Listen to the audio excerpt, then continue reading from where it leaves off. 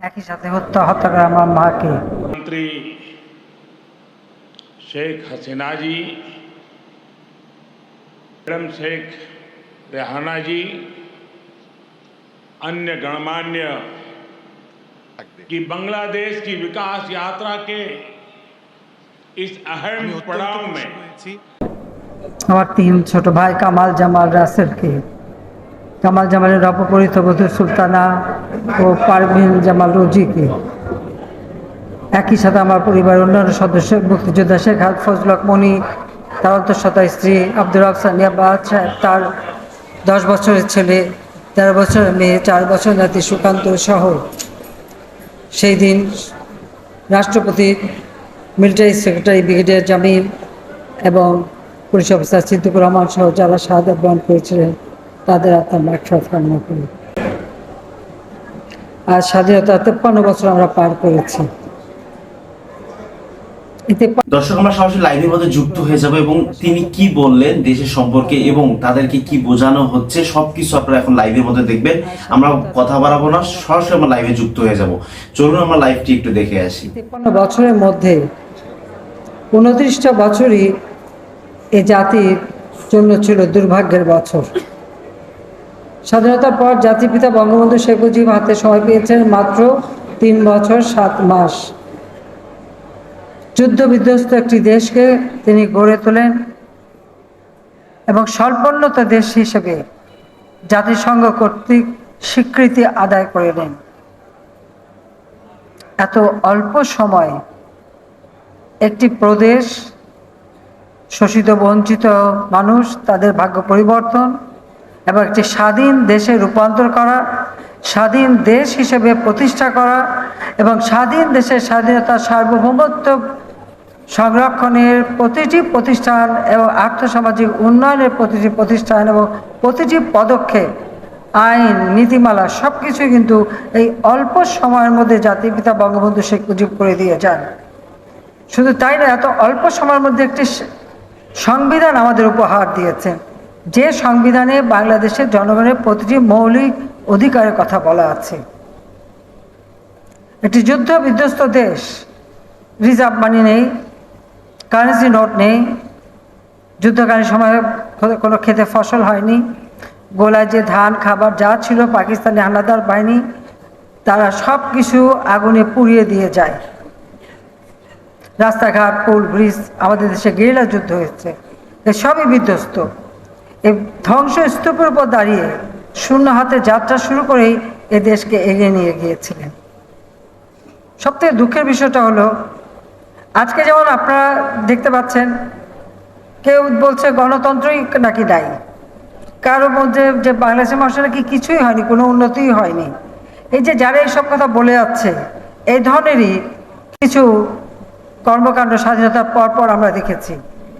একটি সদ্য স্বাধীন দেশ, এই দেশটি ছিল পরাধীন, এদেশের মানুষ ছিল শোষিত বঞ্চিত, যেখানে 80 থেকে 90% মানুষই দরিদ্র সীমার নিচে বাস করে, পরনে ছিন্ন কাপড়, পেটে ক্ষুধার জ্বালা, বাসস্থান নেই, চিকিৎসা নেই। সেই একটি জাতিকে স্বাধীনতার চেতনায় উদ্বুদ্ধ করে মুক্তিযুদ্ধ করে মুক্তিযুদ্ধে বিজয় এনে দেওয়া একমাত্র জাতির পিতা বঙ্গবন্ধু শেখ মুজিবের মতো বলিষ্ঠ নেতৃত্ব ছিল বলেই সম্ভব। সেই সাথে সাথে আবার যুদ্ধ বিধ্বস্ত দেশটাকে গড়ে তোলা। আমাদের মহান মুক্তিযুদ্ধে যে সমস্ত বন্ধু প্রতিম দেশ আমাদের সহায়তা করেছেন, 1 কোটি মানুষকে শরণার্থীকে আশ্রয় দিয়েছে ভারত, এবং আমাদের মহান মুক্তিযুদ্ধে মুক্তিযোদ্ধাদের ট্রেনিং, অস্ত্র সরবরাহ, সমর্থন দেওয়া এবং আমাদের সংগ্রামকে যারা সমর্থন দিয়েছে, ভারত সহ সমস্ত দেশকে আমি আমার আন্তরিক ধন্যবাদ জানাচ্ছি। যে কোনো যুদ্ধে, যে কোনো বিপ্লবে মিত্রশক্তির সহায়তা প্রয়োজন হয়, কাজেই আমরাও সেই সহায়তা পেয়েছিলাম। আবার পেয়েছি অনেক বড় বড় দেশের বৈরিতা, যারা পাকিস্তানি হানাদার বাহিনী যখন আমাদের আক্রমণ চালিয়েছে, গণহত্যা চালিয়েছে, তাদেরকে সমর্থন দিয়েছিল, অস্ত্র দিয়েছিল, সাহায্য করেছিল। তবে সেই সব দেশের আবার নাগরিকদের সহায়তা, তাদের সমর্থন বাংলাদেশ পেয়েছে। এবং আপনারা জানেন যে আওয়ামী লীগ সরকার আসার পর যারা আমাদের মহান মুক্তিযুদ্ধে সহায়তা করেছে, সমর্থন দিয়েছে, আমাদের শরণার্থীদের পাশে দাঁড়িয়েছে, আমরা তাদেরকে কিন্তু সম্মাননা দিয়েছি। সম্মাননা দিয়ে আমরা বাঙালি, আমরা কৃতজ্ঞ জাতি। আমাদের কেউ যদি সহযোগিতা করে আমরা তাদের প্রতি সম্মান দেখাতে জানি। আমরা সেটাই প্রমাণ করেছি, বোধহয় বিশ্বে একমাত্র বাংলাদেশ এইভাবে মিত্র শক্তিকে সব ধরনের সম্মান দিয়েছে। কাজে আমরা মনে করি এই সম্মান দিয়ে আমরাই সম্মানিত হয়েছি। 15ই আগস্ট 1975 সাল জাতির পিতা বঙ্গবন্ধু শেখ মুজিবকে হত্যার পর এদেশে আমরা দেখেছি ইতিহাস বিকৃতির পালা। তার থেকেও দুঃখের বিষয় হলো একটা সদ্য স্বাধীন দেশ, একটা যুদ্ধবিধ্বস্ত দেশ গড়ে তুলতে কত সময় লাগে। আমাদের দেশে যুদ্ধ যখন হয়েছে, পাকিস্তানি হানাদার বাহিনীর আক্রমণ চালিয়েছে, তখন এদেশে কিছু দালাল শ্রেণী জুটে গিয়েছিল, যারা তাদের পাশেই থাকেনি। গণহত্যা, আমাদের মা বোনদেরকে ধরে নিয়ে তাদের ক্যাম্পে, পাকিস্তানিদের ক্যাম্পে তুলে দেওয়া থেকে শুরু করে সব ধরনের অপকর্ম করেছিল যেন এই যুদ্ধে বাংলাদেশের মানুষ বিজয় অর্জন না করে। ঠিক স্বাধীনতার পরপর আমরা দেখলাম যে তাদের সঙ্গে আরও কিছু লোক যুক্ত হয়ে গেল। এমনকি দুঃখের সঙ্গে বলতে হয় যে আমাদের সাথে যারা একই সঙ্গে কাজ করেছে, যুদ্ধ করেছে, তারাও, তাদের মধ্যে একটা বিভক্তি সৃষ্টি করা হলো। জাতির পিতা বঙ্গবন্ধুকে কিন্তু সময় দেয়নি। শুরু হয়ে গেল সমালোচনা, এটা নাই, ওটা নাই, ওটা নাই।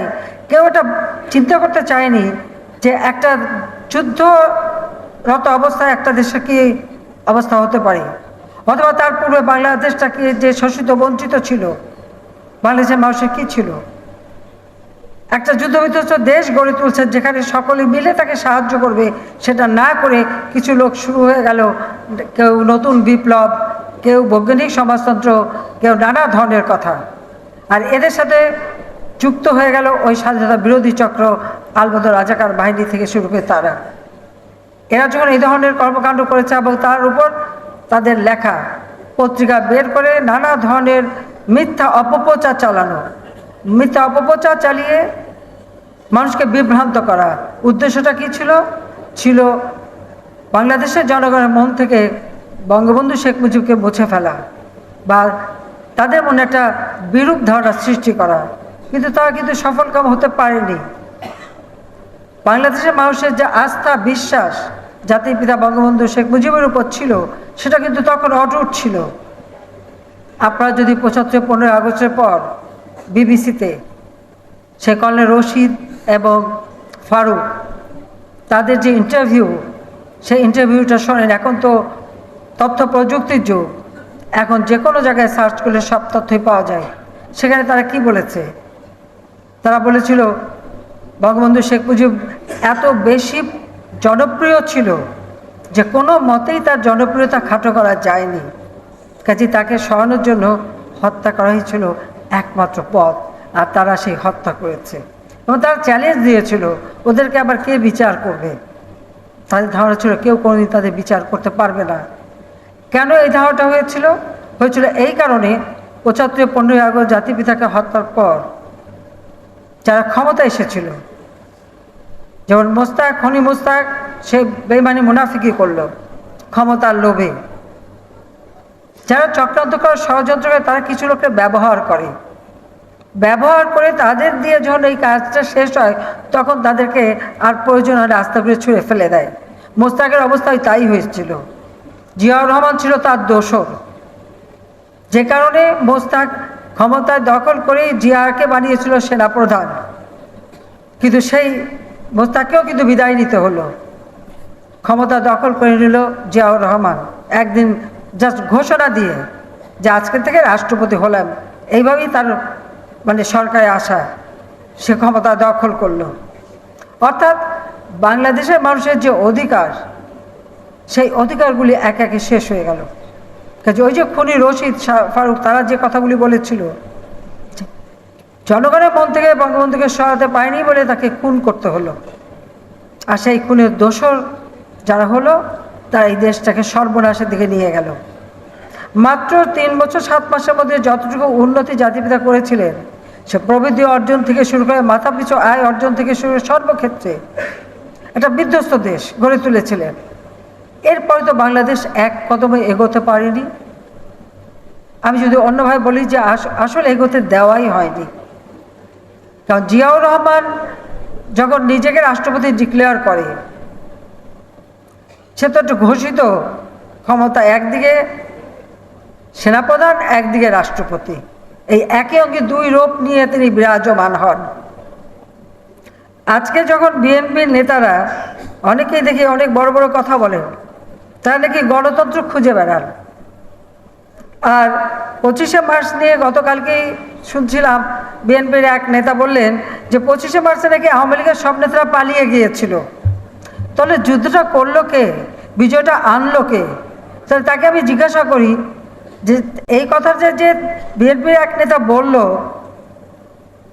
70 নির্বাচনে জাতীয় পরিষদ এবং প্রাদেশিক পরিষদের নির্বাচিত সংসদ সদস্যরাই কিন্তু স্বাধীন বাংলাদেশের প্রথম সরকার গঠন করে, গণপ্রজাতন্ত্রী বাংলাদেশ সরকার। রাষ্ট্রপতি জাতির পিতা বঙ্গবন্ধু শেখ মুজিবুর রহমান, উপরাষ্ট্রপতি সৈয়দ নজরুল ইসলাম, প্রধানমন্ত্রী তাজউদ্দিন আহমেদ এই সরকার গঠন করে 17 এপ্রিল, এখন এটা মেহেরপুর মুজিবনগর, সে সময় ছিল কুষ্টিয়ার একটি মহকুমা, সেই জায়গায় তারা শপথ নিলেন এবং সেই শপথ নিয়ে যুদ্ধ পরিচালনা করলেন এই সরকার। যেহেতু জাতির পিতা বঙ্গবন্ধু শেখ মুজিব 26শে মার্চ প্রথম প্রহরে স্বাধীনতার ঘোষণা দিয়েছেন, যে ঘোষণা এই যেখানে আপনার লেখাই আছে, আপনারা পড়ে নিতে পারেন, যে ঘোষণার সাথে সাথেই তাকে কিন্তু গ্রেপ্তার করে নিয়ে যাওয়া হলো। কাজে সেখানে উপরাষ্ট্রপতি সৈয়দ নজরুল ইসলাম অস্থায়ী রাষ্ট্রপতি হিসেবে সরকার পরিচালনা করা হলো। আর সেই সরকার অধীনেই এদেশে স্বাধীনতা যুদ্ধ হয়েছে। সেই যুদ্ধের ক্ষেত্রে আজকে যে দলটি বড় বড় কথা বলে যাচ্ছে যে 25শে মার্চ আওয়ামী লীগ সব নাকি পালিয়ে গেল, তাহলে এই সরকার গঠন করে যুদ্ধ পরিচালনা করলো, শুধু পরিচালনা, সেখানে যে সশস্ত্র বাহিনী গড়ে তোলা হলো, বিভিন্ন সেক্টরে বাংলাদেশকে ভাগ করা হলো এবং এক একটা সেক্টরে যাদেরকে দায়িত্ব দেওয়া হলো, সেখানে যিনি দায়িত্বে ছিলেন তিনি আহত হওয়ার পর জিয়াউর রহমান সেখানে দায়িত্ব পায়। তো জিয়াউর রহমান তো সেখানে একটা বেতনভুক কর্মচারী হিসেবে কাজ করেছে। আওয়ামী লীগ সরকারের অধীনে বেতনভুক কর্মচারী ছিল জিয়াউর রহমান। এই কথা নিশ্চয়ই তাদের ভুলে গেলে চলবে না। এটাও ভুললে চলবে না যে স্বাধীনতার পর জিয়াউর রহমান ছিল একটা মেজর। পাকিস্তান আমলে কোন জিয়াউর রহমানের পরিবার, জিয়াউর রহমানের জন্ম হলো কলকাতায়, তার পরিবার যখন পাকিস্তান হিন্দুস্তান হয়ে যায়, পাকিস্তানে যখন ফিরে আসে, সে কিন্তু এই পূর্ববঙ্গে আসেনি, তারা গিয়েছিল করাচিতে। জিয়াউর রহমান সেখানেই পড়াশোনা করে, সেখানে আর্মিতে যোগ দেয়, সেখান থেকে মানে কার্যাদেশ পেয়ে সে পূর্ববঙ্গে এসেছিল দায়িত্ব পালন করতে, একটা মানে সামরিক অফিসার হিসেবে সে এখানে দায়িত্ব পালন করত। এটাই হলো বাস্তবতা। কিন্তু তার মনে তো ওই পাকিস্তানটাই রয়ে গেছে, আর তার প্রমাণও আছে।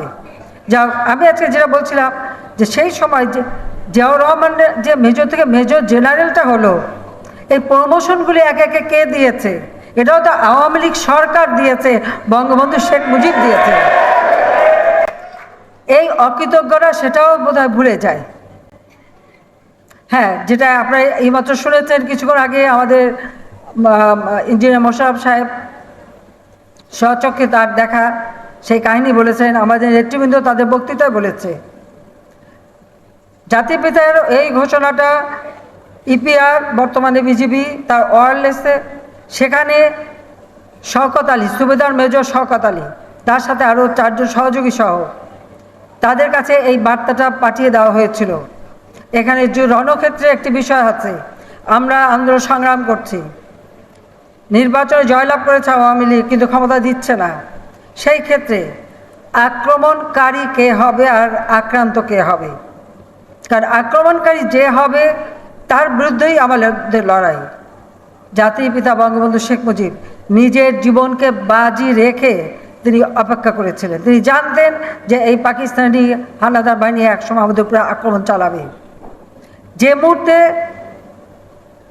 পিলখানা, ঢাকা বিশ্ববিদ্যালয় এবং রাজাবাগ পুলিশ ফাঁড়িতে প্রথম তারা ঢোকার সাথে সাথেই বঙ্গবন্ধু শেখ মুজিব এই বার্তাটা ওয়্যারলেসের মাধ্যমে সারা বাংলাদেশে পৌঁছে দেয়।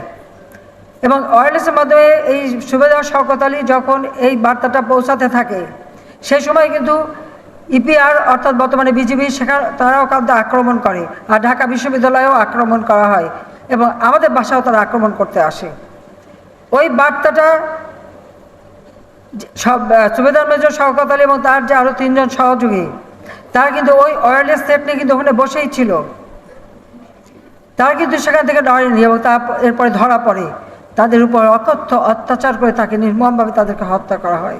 কিন্তু তারা জীবন দিয়ে সেই ঘোষণাটা দিয়ে যায় এবং জাতির পিতা 7ই মার্চের ভাষণে যে সংগ্রাম পরিষদ গড়ে তোলার নির্দেশ দিয়েছিলেন, সেই সংগ্রাম পরিষদের নেতৃবৃন্দের কাছে এই বার্তাটা পৌঁছে দেওয়া হয়।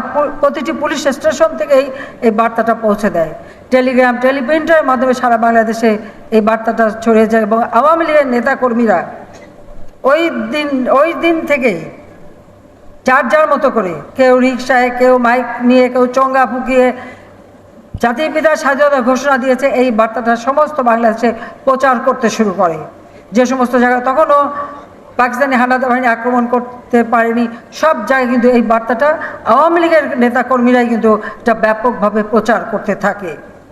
কাজে এই ইতিহাসকে 75-এর পর তো বিকৃত করা হয়েছে, বিকৃত করে একটা ভিন্ন ইতিহাস সামনে আনার চেষ্টা করা হয়েছে যে বাংলাদেশ স্বাধীন হয়ে গেল। একটা মেজর সে কোন ড্রামের উপরে দাঁড়িয়ে ফুঁক দিল আর অমনি বাসি ফুঁক দিলেই বাংলাদেশ স্বাধীন হয়ে গেল।